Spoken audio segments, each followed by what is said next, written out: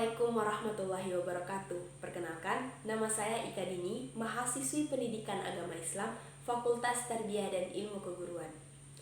Tujuan dari saya membuat video ini ialah untuk memenuhi ujian akhir semester pada mata kuliah Psikologi Pengembangan Peserta Didik yang diampu oleh Bapak Dr. Haryansyah MSI. Nah, pada kesempatan kali ini saya akan membahas mengenai westernisasi yang merupakan salah satu permasalahan yang ada di sekolah dan sekitarnya. Jadi sebelum melanjutkan materi lebih dalam, saya ingin bertanya, apakah itu westernisasi?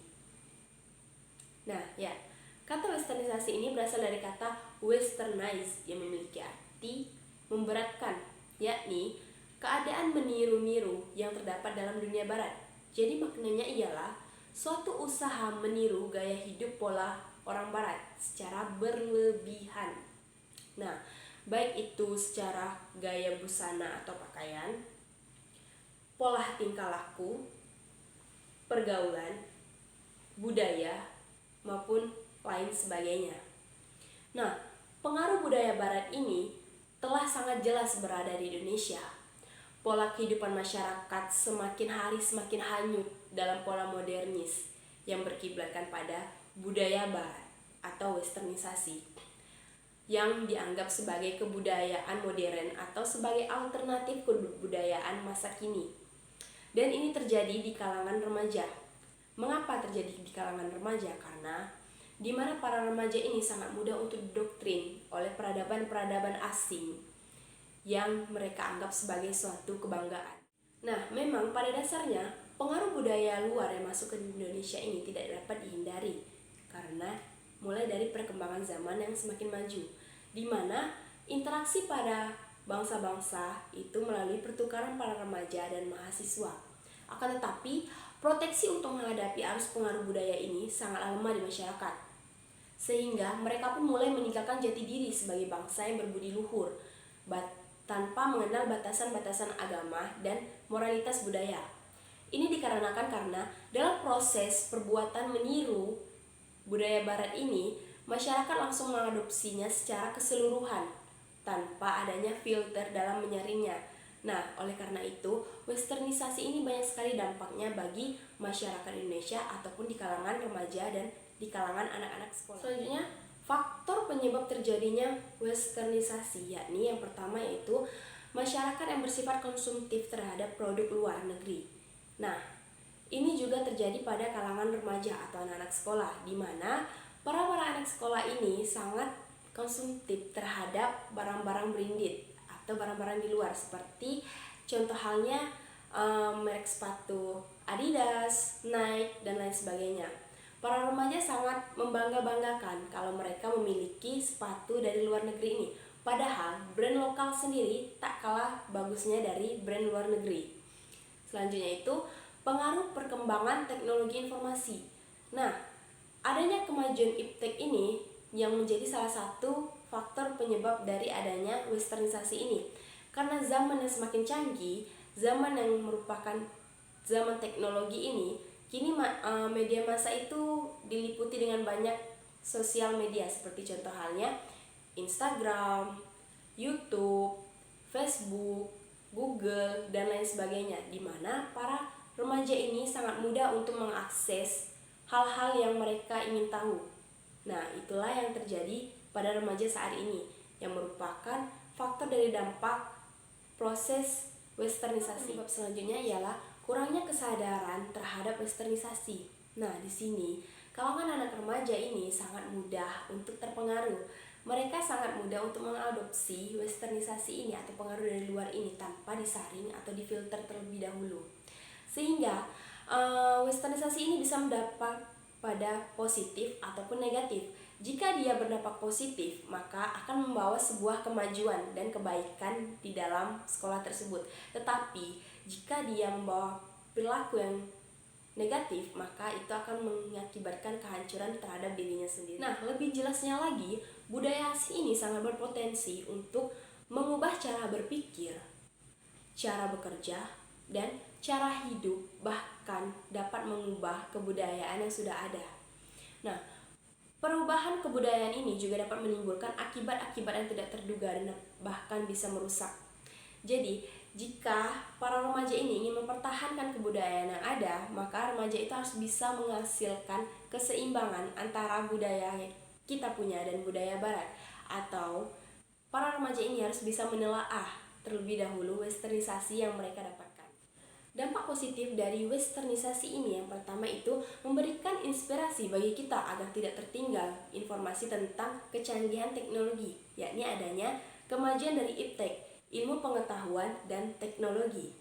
Nah, di mana para pelajar ini dapat dengan mudah mengakses ilmu pengetahuan apa yang ingin mereka cari, baik itu sumbernya dari YouTube maupun dari Google Books, Google Scholar, dan lain sebagainya yang dapat mereka akses dengan mudah dan dapat mereka pelajari. Selanjutnya, itu adanya akulturasi budaya dari westernisasi yang terjadi di masyarakat sekitar. Nah, akulturasi budaya ini sangat juga berpengaruh pada remaja, dan di mana para remaja ini bisa mendapatkan hal-hal baru dari akulturasi ini. Selanjutnya adanya peningkatan bahasa. Nah, salah satu keuntungan dari dampak positif yang ada di westernisasi ini, para remaja ini bisa memiliki banyak peningkatan bahasa, yaitu mulai dari kayak bahasa Inggris, bahasa Arab, ataupun bahasa asing yang ada di luar. Selanjutnya, bisa menjadikan sebagai motivasi untuk hidup lebih baik dan lebih maju. Dapat kita lihat bahwa pelajar-pelajar yang ada di luar negeri di sana, mereka lebih maju karena apa? Mereka dapat mengatur belajar mereka dengan manajemen waktu dengan sangat baik, dan mereka tidak terpengaruh oleh apa yang mereka inginkan, tetapi mereka mencapai tujuan mereka masing-masing. Dampak negatif dari adanya westernisasi ini sendiri ialah yang pertama itu adanya perubahan pola tingkah laku atau etika pada anak remaja zaman sekarang, yaitu dari perilaku lama ke perilaku baru, yang dimana perilaku lama itu sangat mencerminkan norma atau perilaku yang ada di masyarakat, yaitu sopan dan santun. Sedangkan perilaku baru yang masuk, yaitu melalui westernisasi, itu tidak memperlakukan atau mencerminkan norma yang ada di masyarakat. Dalam artian mereka kurang sopan. Nah, di sini contohnya itu seperti pada saat ada orang yang berbicara, pada perilaku yang lama itu mereka mengucapkan salam untuk masuk berbicara. Tetapi pada perilaku yang baru mereka asal serobotan atau tidak mengucapkan salam sama sekali. Dalam artian mereka bilang, oh ini sedang bergurau loh, padahal itu kurang sopan. Nah, yang selanjutnya itu cara berpakaian oleh para remaja yang terkena dampak westernisasi ini akan menyesuaikan cara berpakaiannya, yaitu dengan kebudayaan yang ia pelajari. Jadi, para remaja ini ingin mengubah gaya pakaian mereka mengikuti tren yang sedang marak, namun lambat laun gaya pakaian mereka akan terus berubah. Nah, oleh karena itu, dampak negatif dari westernisasi ini ialah mengubah bentuk pakaian mereka. Nah, yang dahulunya longgar, seperti itu contohnya, baju sekolahnya longgar, dan lain sebagainya. Nah, sekarang para remaja yang terkena dampak westernisasi ini, dia mengecilkan pakaian sekolahnya, seperti mengetatkan, mengikuti gaya kebarat-baratan. Yang selanjutnya yaitu dampak negatifnya yaitu sikap individualistik. Nah, jadi di sini para remaja ini merasakan bahwa teknologi yang telah maju ini membuat mereka merasa tidak memerlukan orang lain lagi. Dalam istilah kata, mereka bersifat individual dan bukan bersifat sosial, di mana dalam segala hal itu mereka bisa lakukan dengan teknologi. Tapi padahal kenyataannya manusia ini adalah makhluk yang sosial. Mereka tidak bisa hidup tanpa makhluk lain. Walaupun teknologi telah canggih, mereka tetap akan membutuhkan bantuan orang. Yang selanjutnya itu terpengaruh pada bahasa remaja sendiri. Nah, yang dulunya bahasa remaja itu sangat berkaitan erat dengan bahasa Indonesia ataupun bahasa ibu daerahnya gitu. Tetapi sekarang ini para remaja ini lebih mengutamakan bahasa asing dibanding dengan bahasa ibu mereka atau bahasa daerah. Nah, jadi jikalau para remaja ini memiliki bahasa asing yang lancar, maka mereka akan bangga dengan bahasa tersebut. Tetapi sayangnya mereka lupa dengan bahasa ibu mereka sendiri. Nah, di sini juga merupakan salah satu dampak negatif dari perubahan bahasa. Sebenarnya, para remaja boleh saja mempelajari bahasa asing, tetapi jangan lupakan budaya sendiri, karena dengan adanya budaya sendiri, maka Indonesia akan terus berkembang. Selanjutnya, hilangnya tradisi dan budaya asli. Nah, dengan adanya westernisasi ini para remaja akan lebih banyak memuja kebudayaan negara asing dibanding dengan kebudayaan sendiri. Seperti tadi, hilangnya bahasa ibu di bahasa mereka. Selanjutnya itu dari menurunnya kebudayaan atau menurunnya moral dari penduduk ini karena mereka lebih memuja kebudayaan barat, maka ini akan sangat terdampak pada penduduk yang ada di negara tersebut karena mereka akan menurun. Baiklah, selanjutnya, mengapa para remaja ini lebih senang menerima kebudayaan asing dibanding dengan budaya sendiri? Padahal mereka tahu bahwa budaya yang mereka terima itu, apalagi tidak disaring atau tidak difilter terlebih dahulu, akan berdampak sangat negatif pada diri mereka. Nah, yang pertama itu karena mereka ingin mengikuti tren yang ada.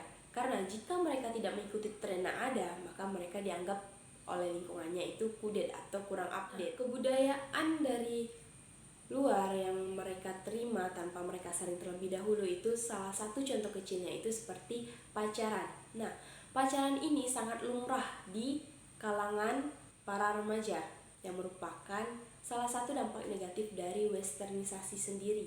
Karena apa? Karena pacaran itu merupakan kebudayaan yang ada di luar negeri yang dimana masuk ke dalam Indonesia dan dianggap para remaja itu lumrah. Dalam artian, jikalau ada remaja si A berteman dengan para remaja yang berpacaran, nah sedangkan si A ini tidak berpacaran, tetapi karena melihat teman-temannya itu berpacaran dan teman-temannya mengejeknya, wah kamu nih kok gak ada pacar, kudet sih, kata dia kan. Nah lalu si remaja A ini akhirnya merasa terasingkan atau merasa terbulikan, maka dari itu ia pun berpacaran. Nah, sebenarnya ia tahu bahwa pacaran itu dampaknya sangat banyak negatifnya maksudnya. Jadi dari pacaran itu mereka akan mulai berani berpegangan, melakukan hal kecil ataupun aksi macamnya dan melakukan yang namanya seks bebas. Nah, itulah dampak dari negatifnya westernisasi. Selain itu, dari pacaran itu, mereka juga bisa menyalahgunakan narkoba. Nah, para remaja ini mengetahui adanya kemajuan iptek. Nah, dari kemajuan iptek ini, para remaja ini sangat mudah mengakses segala hal yang ada di teknologi, baik itu positif maupun negatif. Nah, jikalau para remaja bisa mengendalikan hawa nafsunya atau bisa mengendalikan teknologi tersebut, maka mereka akan menuju ke informasi yang positif. Tetapi jika tidak, mereka akan menuju ke informasi yang negatif. Nah, informasi yang negatif ini banyak sekali berbagai macamnya. Salah satu contohnya misalnya penyalahgunaan narkoba. Nah, dari sini para remaja bisa melihat orang-orang yang dari budaya luar seperti itu kan memakai narkoba hanya untuk menghilangkan stres mereka. Nah, dari sini para remaja terdoktrin untuk menggunakan narkoba agar mereka bisa tenang. Padahal itu adalah salah satu hal yang salah. Nah, maka dari itu westernisasi ini bisa berdampak positif dan bisa juga berdampak negatif seperti itu. Nah, bagaimana cara pendidikan agama Islam menghadapi westernisasi ini sendiri?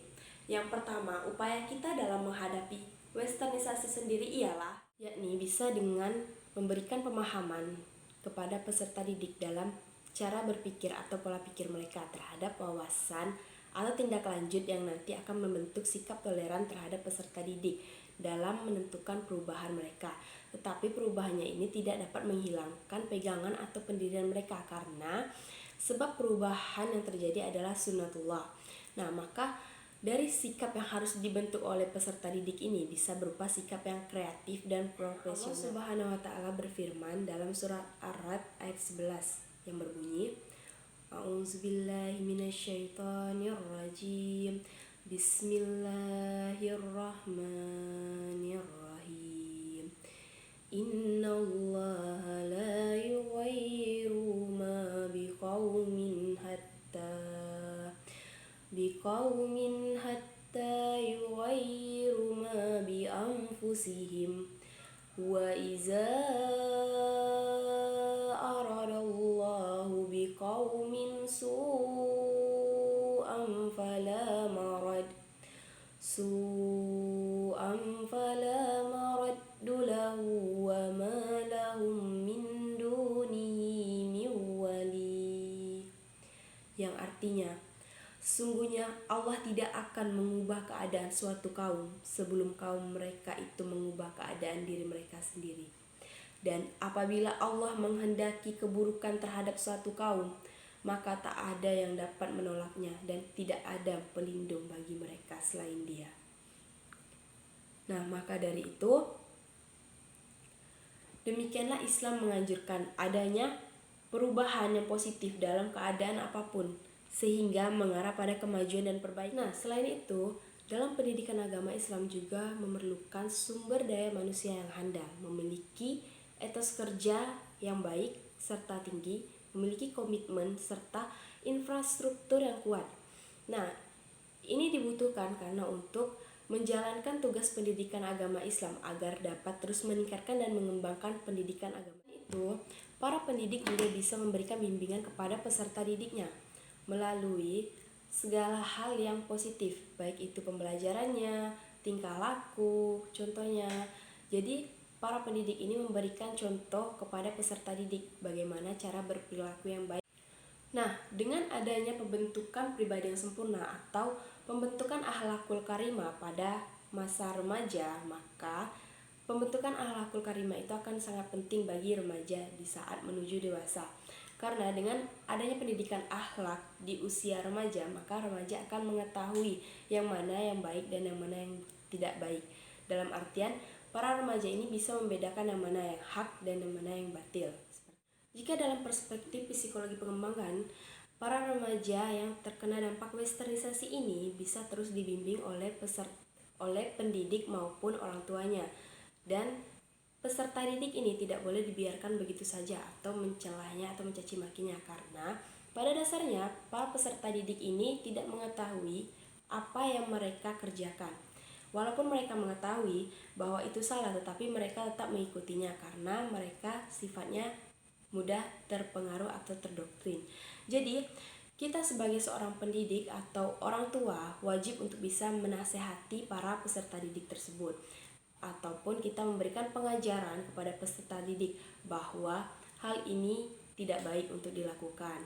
Kalau memang ingin mengubah atau meniru atau ingin mengikuti gaya dari pengaruh budaya lain, boleh dilakukan, tetapi jangan sampai kelewatan batas atau menyalahi aturan atau norma seperti itu. Nah, dengan kita sebagai seorang pendidik atau orang tua dalam bersikap menyayangi mereka, bersifat santun. Nah, di situ mereka akan mencontoh apa yang kita telah ajarkan kepada mereka. Seperti itu. Selain itu, kita juga harus bisa mengontrol emosi kita ketika kita melihatnya menggunakan seperti pengaruh dari budaya luar. Nah, di sini kita memberikan edukasi secara perlahan, namun tegas seperti itu. Dan kita harus bisa merasakan bersifat rendah hati dan tulus dalam ikhlas dalam mendidik mereka dan membina mereka. Insya Allah mereka bisa kembali lagi ke budaya mereka masing-masing dan tidak terpengaruh oleh budaya yang negatif. Baiklah, sekian pembahasan dari saya. Kurang dan lebihnya saya mohon maaf karena kekurangan hanya berasal dari diri saya dan kebenarannya datangnya dari Allah Subhanahu wa taala. Wabillahi taufiq wal hidayah. Assalamualaikum warahmatullahi wabarakatuh.